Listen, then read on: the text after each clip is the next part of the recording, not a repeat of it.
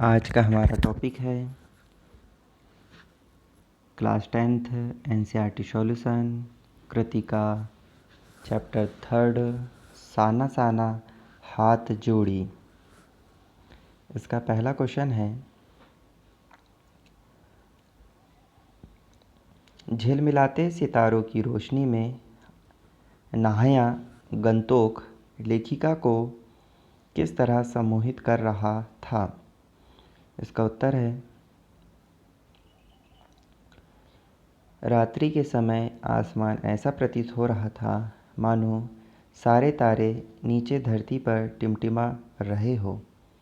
दूर ढलान लेती तराई पर सितारों के गुच्छे रोशनियों की एक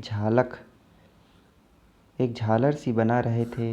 रात के अंधकार में सितारों से झिलमिलाता गंतोक लेखिका को जादुई एहसास करा रहा था। उसे यह जादू ऐसा सम्मोहित कर रहा था कि मानो उसका अस्तित्व स्थगित सा हो गया हो। सब कुछ अर्थहीन सा था। उसकी चेतना शून्यता को प्राप्त कर रही थी। वह सुख की अतीन्द्रियता में डूबी हुई उस जादुई उजाले में नहा रही थी जो उसे आत्मिक सुख प्रदान कर रही थी। नेक्स्ट क्वेश्चन है, गंतोक को मेहनतकश बादशाहों का शहर क्यों कहा गया। गंतोक को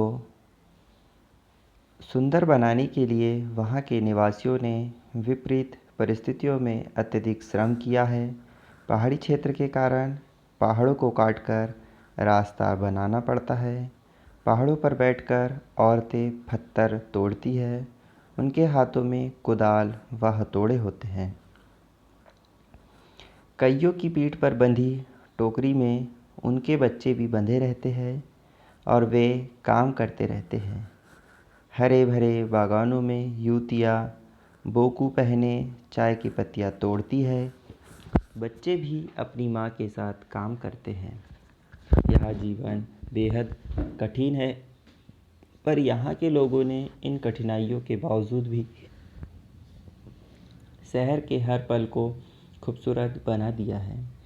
इसलिए लेखिका ने इसे मेहनतकश बादशाहों का शहर कहा है। नेक्स्ट क्वेश्चन है,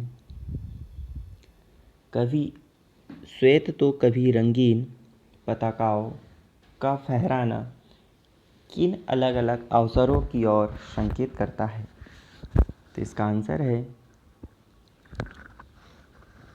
सफ़ेद बौद्ध पताकाएं शांति व अहिंसा की प्रतीक है। इन पर मंत्र लिखे होते हैं। यदि किसी बुद्धिस्ट की मृत्यु होती है तो उसकी आत्मा की शांति के लिए 108 श्वेत पताकाएं फहराई जाती है। कई बार किसी नए कार्य के आरंभ के अवसर पर रंगीन पताकाएं फहराई जाती है। इसलिए ये पताकाएं शोक व नए कार्य के शुभारंभ की ओर संकेत करती है।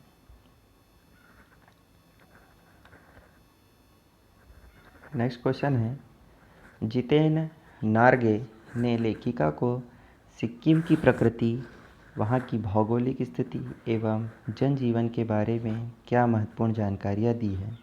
लिखिए। इसका उत्तर है, नार्गे के अनुसार सिक्किम के रास्तों में हिमालय की गहनतम घाटियाँ और फूलों से लदी वादियाँ मिलेगी। घाटियों का सौंदर्य देखते ही बनता है।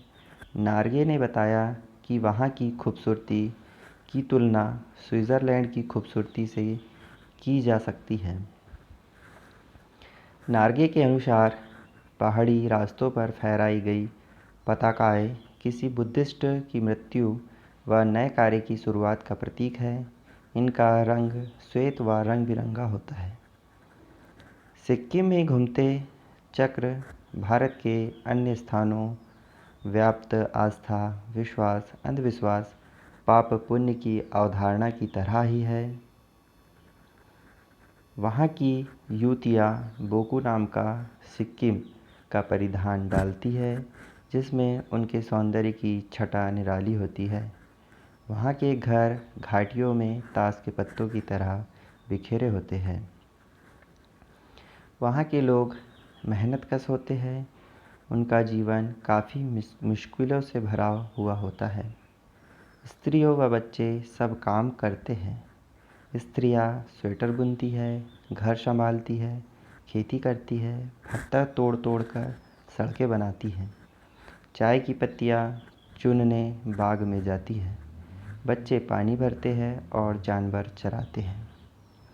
बच्चों को बहुत ऊंचाई पर पढ़ाई के लिए जाना पड़ता है क्योंकि दूर दूर तक कोई स्कूल नहीं है।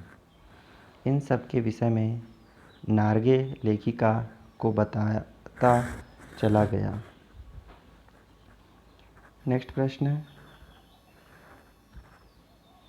लोग स्टॉक में घूमते हुए चक्र को देखकर लेखिका को पूरे भारत की आत्मा एक सी क्यों दिखाई दी?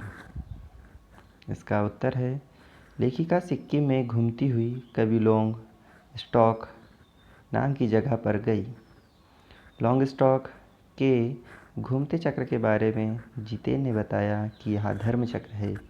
इसको घुमाने से सारे पाप धुल जाते हैं। मैदानी क्षेत्र में गंगा के विषय में ऐसी ही धारणा है।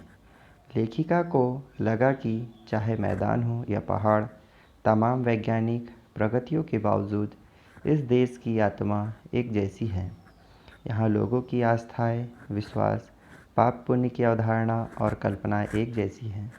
यही विश्वास पूरे भारत को एक ही सूत्र में बांध देता है। नेक्स्ट प्रश्न, जितेन नार्गे की गाइड की भूमिका के बारे में विचार करते हुए लिखिए कि एक कुशल गाइड में क्या गुण होते हैं। इसका आंसर है, नार्गे एक कुशल गाइड था। वह अपने पेशे के प्रति पूरा समर्पित था। उसे सिक्किम के हर कोने के विषय में भरपूर जानकारी प्राप्त थी, इसलिए वह एक अच्छा गाइड था। एक कुशल गाइड में निम्नलिखित गुणों का होना आवश्यक है। कौन कौन से गुण उसके अंदर होने चाहिए? तो पहला है, एक गाइड अपने देश व इलाके के कोने कोने से भली भांति परिचित होता है, अर्थात उसे संपूर्ण जानकारी होनी चाहिए। उसे वहाँ की भौगोलिक स्थिति, जलवायु व इतिहास की संपूर्ण जानकारी होनी चाहिए। एक कुशल गाइड को चाहिए कि वे अपने भ्रमणकर्ता के हर प्रश्न के उत्तर देने में सक्षम हों। एक कुशल गाइड को अपने प्रति विश्वसनीयता अपने भ्रमणकर्ता को दिलानी आवश्यक है, तभी वह एक आत्मीय रिश्ता कायम कर अपने कार्य को कर सकता है। गाइड को कुशल बुद्धिमान होना आवश्यक है ताकि समय पड़ने पर वह विषम परिस्थितियों का सामना अपनी कुशलता व बुद्धिमानी से कर सके, वह अपने भ्रमणकर्ता की सुरक्षा कर सके। एक कुशल गाइड की वाणी प्रभावशाली होनी आवश्यक है, इससे पूरी यात्रा प्रभावशाली बनती है और भ्रमणकर्ता की यात्रा में रुचि भी बनी रहती है। वह यात्रियों को रास्ते में आने वाले दर्शनीय स्थलों की जानकारी देता रहे, वहाँ के जनजीवन की दिनचर्या से अवगत कराए, रास्ते में आए प्रत्येक दृश्य से पर्यटकों को अवगत कराए। इस प्रकार के गुण एक कुशल गाइड में होना आवश्यक है। नेक्स्ट प्रश्न है, इस यात्रा वृत्तांत में लेखिका ने हिमालय के जिन जिन रूपों का चित्र खींचा है उन्हें अपने शब्दों में लिखिए। इसका आंसर है, इस यात्रा वृत्तांत में लेखिका ने हिमालय के पल पल परिवर्तित होते हुए रूप को देखा है। ज्यों-ज्यों वहाँ ऊंचाई पर चढ़ती गई, हिमालय विशाल से विशालतम होता चला गया। हिमालय कहीं चटक रहे रंग का मोटा कालीन ओढ़े हुए तो कहीं हल्का पीलापन लिए हुए प्रतीत हुआ। चारों तरफ हिमालय के गहनतम वादियों और फूलों से लदी घाटियाँ थीं। कहीं पर्वत प्लास्टर उखड़ी दीवार की तरह पथरीला दिखाई दिया और देखते ही देखते सब कुछ समाप्त हो गया, मानो किसी ने जादू की छड़ी घुमा दी हो। कभी बादलों की मोटी चादर में सब कुछ बादलमय दिखाई देता तो कहीं कभी कुछ और। कटाव से आगे बढ़ने पर पूरी तरह बर्फ से ढके पहाड़ दिख रहे थे। चारों तरफ दूध की धार की तरह दिखने वाले जलप्रपात थे, तो वहीं नीचे चांदी की तरह कौंध मारती तीस्ता नदी बह रही थी, जिसने लेखिका के हृदय को आनंद से भर दिया। स्वयं को इस पवित्र वातावरण में पाकर वह भाव विभोर हो गई, जिसने उनके हृदय को काव्यमय बना दिया। नेक्स्ट प्रश्न है, प्रकृति उस अनंत और विराट स्वरूप को देखकर लेखिका को कैसी अनुभूति होती है? तो इसका आंसर है, हिमालय का स्वरूप पल पल बदलता है। प्रकृति इतनी मोहक है कि लेखिका किसी भूत सी माया और छाया के खेल को देखती रह जाती है।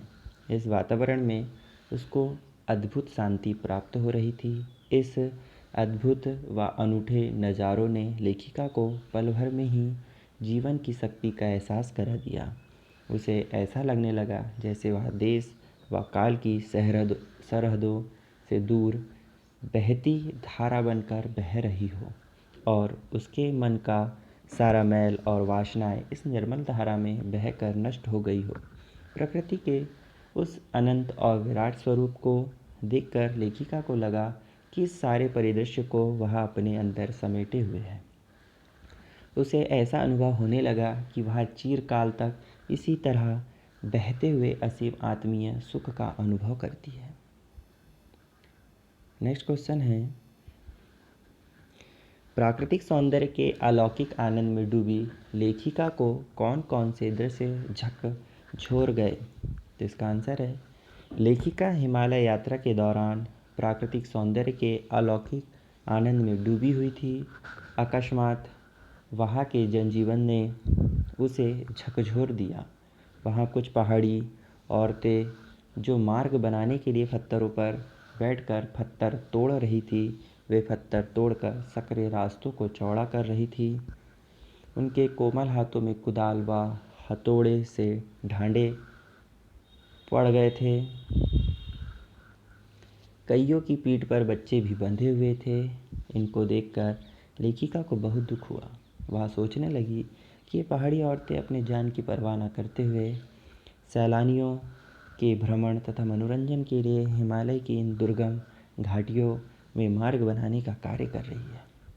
7-8 साल के बच्चों को रोज़ 3-3.5 किलोमीटर का सफ़र तय कर स्कूल पढ़ने जाना पड़ता है। यह देखकर लेखिका मन में सोचने लगी कि यहाँ के अलौकिक सौंदर्य के बीच भूख, मौत, दैन्य और जिजीविषा के बीच जंग जारी है। इस प्रकार अलौकिक आनंद में लेखिका डूब जाती है। नेक्स्ट प्रश्न है, सैलानियों को प्रकृति की अलौकिक छटा का अनुभव करवाने में किन किन लोगों का योगदान होता है, उल्लेख कीजिए। सैलानियों को प्रकृति की अलौकिक छटा का अनुभव कराने में सबसे बड़ा हाथ एक कुशल गाइड का होता है, जो अपनी जानकारी व अनुभव से सैलानियों को अवगत कराता है। कुशल गाइड इस बात का ध्यान रखता है कि भ्रमणकर्ता की रुचि पूरी यात्रा में बनी रहे, ताकि भ्रमणकर्ता के भ्रमण करने का प्रयोजन सफल हो। अपने मित्रों व सहयात्रियों का साथ पाकर यात्रा और भी रोमांचकारी व आनंदमयी बन जाती है। वहाँ के स्थानीय निवासियों व जनजीवन का भी महत्वपूर्ण स्थान होता है। उनके द्वारा ही इस छटा के सौंदर्य को बल मिलता है, क्योंकि यदि ये ना हो तो वह स्थान नीरस व बेजान लगने लगता है। ताकि सरकारी लोग जो व्यवस्था करने में संलग्न होते हैं, उनका भी महत्वपूर्ण योगदान होता है।